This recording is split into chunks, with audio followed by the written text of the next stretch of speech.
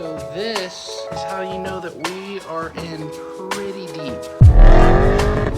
What is up? We are back and I am standing in front of the Z that is just about as near taken apart as it can be without removing the engine. So I've started I should say Lucas and I have started a pretty big project, which is tucking everything in the engine bay. And for what we're doing, we're moving pretty fast. We are only working on it about 1 day a week, but this is a big project that's going to entail a lot of things. And because of that, it is not going to be all in one video. This is going to be a series. This is the first in the series. I'm going to be dividing up into 5 different parts, which I will be updating on in each video. First part, really the main part, is the wiring harness. So in doing the swap on this car, we added an aftermarket ECU and a different engine, which required its own wiring harness. And we pretty much added that on top of the existing OEM wiring harness.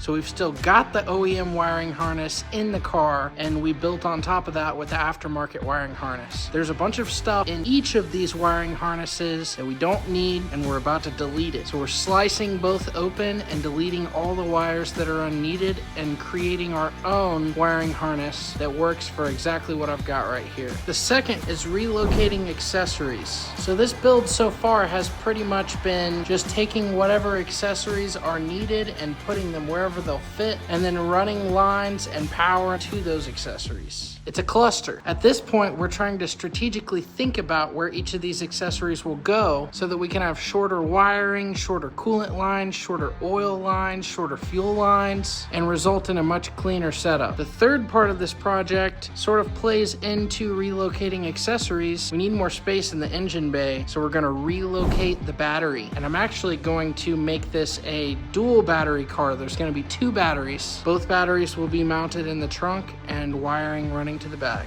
The fourth thing is coolant lines. And I say that kind of generically because that will probably include some other lines. Sort of exciting, cool thing about that is that we plan on running them through the fenders here so that it's all hidden, can't see it, it's tucked. And then the last thing, the 5th thing, is cooling. This car has had cooling issues for a long time, and we're about to get those sorted once and for all. And this isn't exactly related to this project, but it is something that we are working on at the same time, and we're trying to integrate everything, and we're trying to be as strategic as possible about everything so that the way everything is done in this car makes logical sense. It never has before, now it's going to. So let's check out where we're at right now on each of these things in the first video in the series. This is tucking the engine bay of the LS300ZX.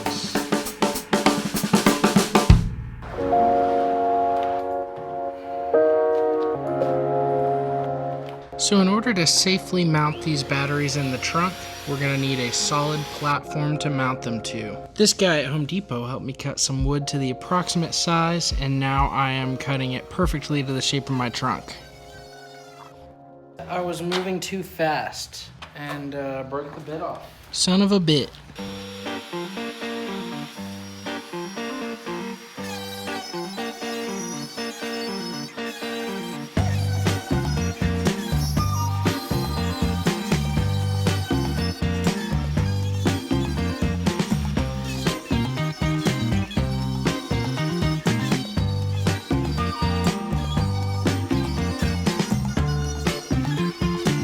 And then right before I finished, I broke the bit again. So annoying! It's the second time the bit has broken. This is some hard wood, dude.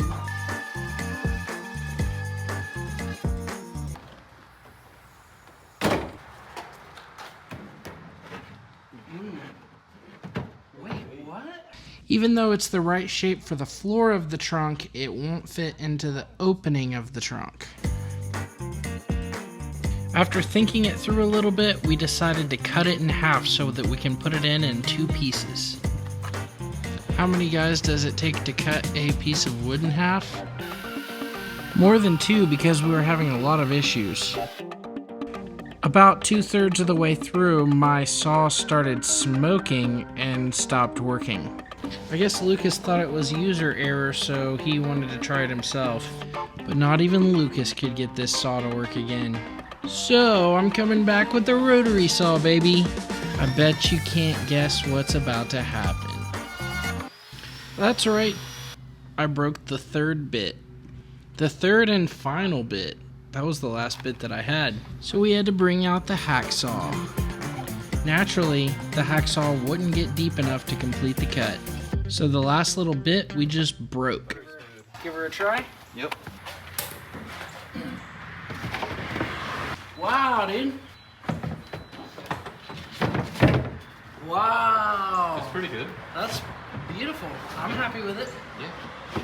Yeah. With the carpet on, it looks great. But we need a plan for how we're going to lay out the trunk. So here's the sub, and then do we want the batteries here on either side, or do we want the batteries back here? I think we're gonna go for on either side of the sub so that I can put T-tops in there.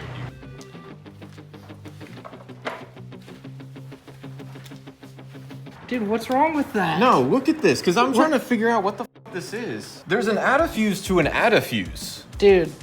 I don't know what these go to. So, Okay, this blue one goes to this. what is that? This is the switched power for Okay. power steering. So this fuse runs accessory? Accessory to the accessory. Dude, I feel like this is turning back into a project car. It never stops. It's not a driving car anymore. It's now like... You don't have a crank pulley, man. What do you mean? Dude. What the hell was that, That's about how I feel. dude? Dude, you're making me nervous right now. How close do you want to get with the camera? I'll make you real nervous here. Dude, how are you gonna know where the green and blue ones go?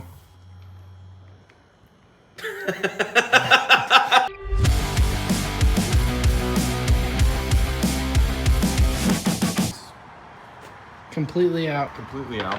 And so you'll see that these will take main power from the battery, run to these fuses, and then it will go to the relays.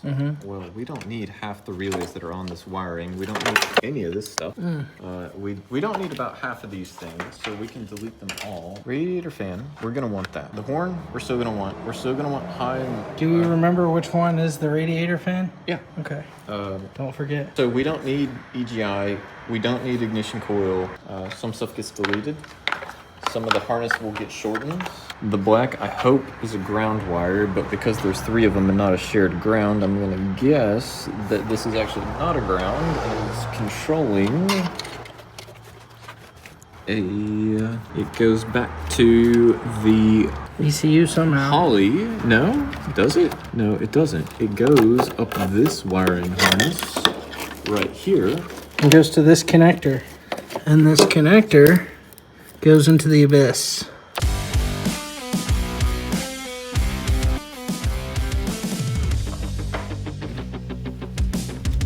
Lucas wanted to basically be starting from scratch, so we were going to pull everything off of the engine.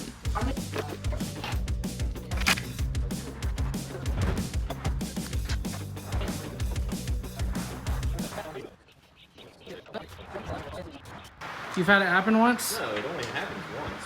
Oh, it only happens once.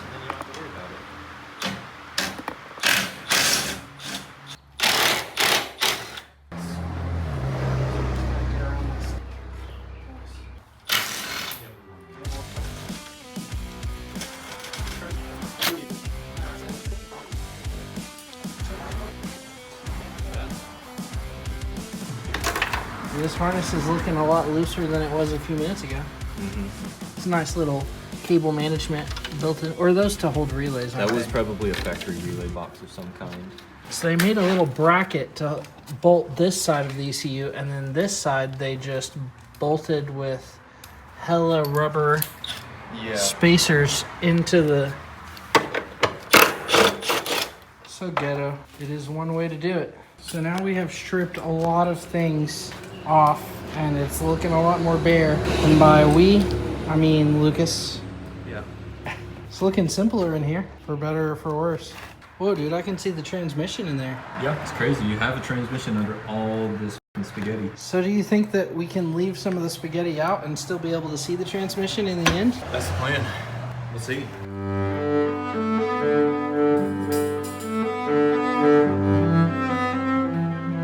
The wiring harness is out.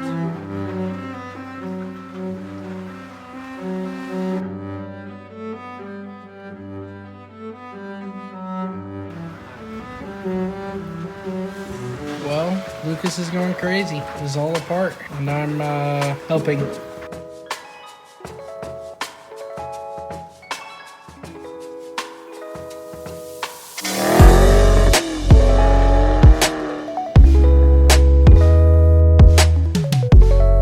Dude, what's wrong with that? No, look at this, because I'm trying to figure out what the f this is. There's an add-a-fuse to an add-a-fuse. Dude. Son of a bit. Lucas doesn't trust my jack stands. Why should I? Dude, they're good jack stands.